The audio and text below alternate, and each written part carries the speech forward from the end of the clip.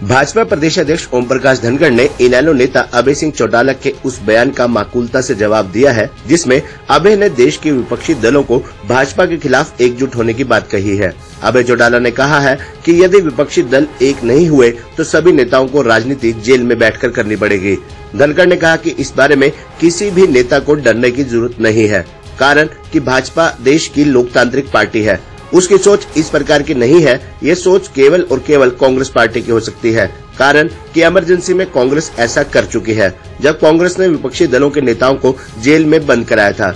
धनखड़ झज्जर के गांव हसनपुर में भाजपा के सुबाना मंडल की बैठक को संबोधित करने के दौरान मीडिया से बातचीत कर रहे थे। इस दौरान धनखड़ ने अभय चौटाला के उस बयान का भी जवाब दिया जिसमें अभय ने भाजपा को उसका डीएनए टेस्ट कराने की बात कही है।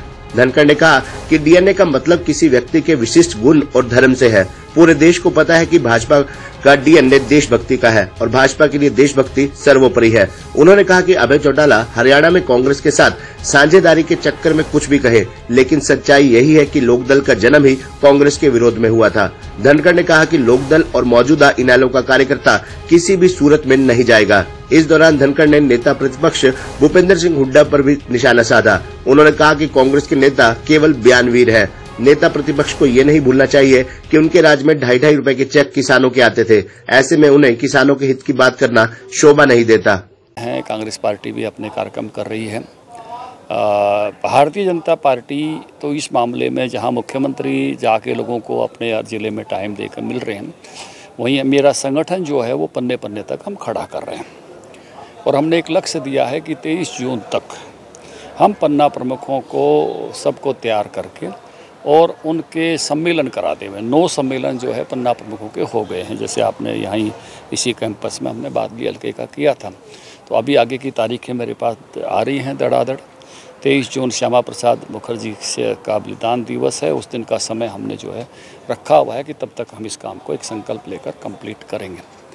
कल मैंने देखा कि प्रतिपक्ष के नेता का एक बयान था कि गेहूं खरीदने में, सरसों खरीदने में दिक्कत हो रही है, लेकिन सरकार एक एक दाना जो है गेहूं और सरसों का खरीद रही है और हरियाणा में सबसे सुचारू रूप से अच्छी खरीद होती है। अन्य राज्यों के लोग भी इसलिए यहाँ मैं देखता हूँ कई फसलों में।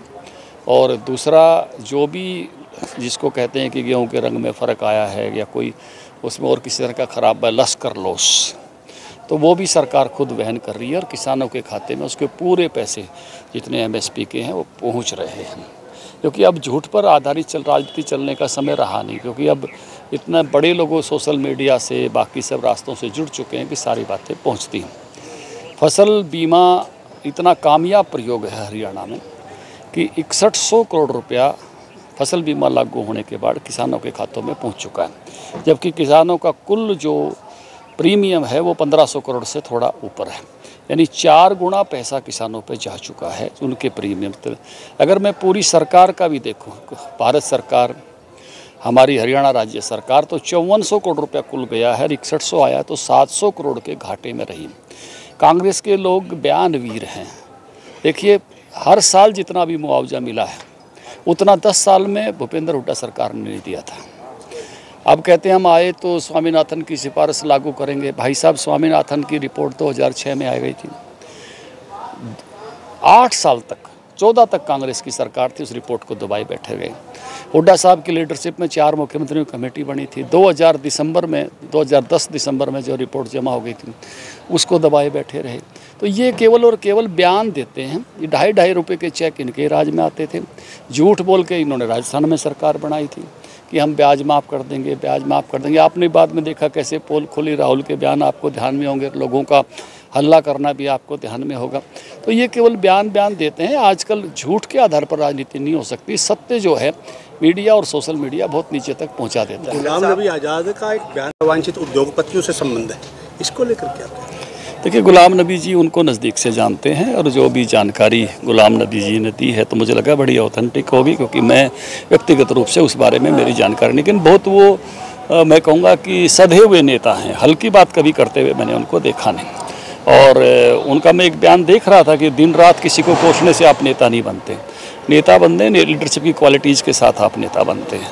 तो बहुत ही सधे हुए नेता हैं और बहुत सधी हुई बात कहते हैं। धनखड़ साहब, आपने बीते दिनों बयान दिया था कि जो इनेलो का डीएनए है वो कांग्रेस के साथ नहीं जाएगा, मैच नहीं खाता है, भाजपा के साथ आ सकते हैं।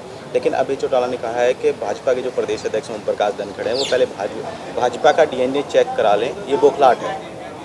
देखिए, भाजपा का तो डीएनए पूरे देश में देशभक्ति का डीएनए, हमारा डीएनए तो सबको पता है और देशभक्ति हमारे लिए सर्वोपरि है।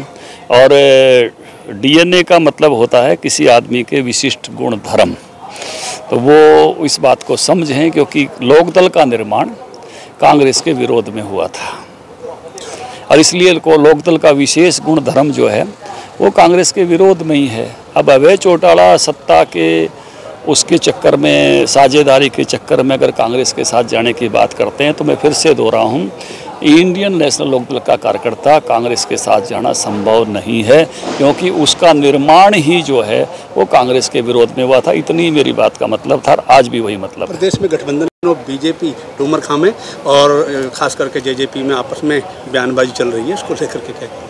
देखिए, स्वाभाविक है, जहाँ से लोग बने हुए होते हैं, लड़े हुए होते हैं, वो अपेक्षा करते हैं उस हिसाब से। तो वीरेंद्र सिंह जी की अपेक्षा भी कोई, मैं उसको अन्यथा नहीं ले सकता।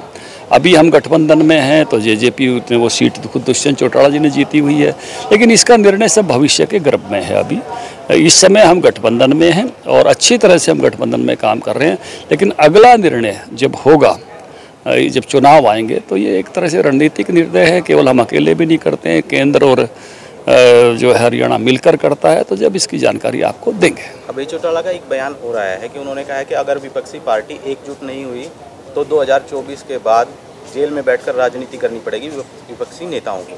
कैसे? ऐसा है कि डरने की जरूरत नहीं है। भारतीय जनता पार्टी बहुत लोकतांत्रिक पार्टी है और ये कांग्रेस ने जैसे इमरजेंसी में विपक्ष के नेताओं को जेल में भेजा था, ऐसे किसी के बारे में ना भारतीय जनता पार्टी की सोच नहीं है, ये कांग्रेस की ही कुछ सोच थी। हाँ, कोई अगर करप्ट हैं, भ्रष्ट हैं और कोई उसके कारण से, भ्रष्टाचार के कारण से किसी पर आरोप है तो वो एक अलग बात है। वाटर लैंड डील को लेकर हो गया, बहुत हो गया।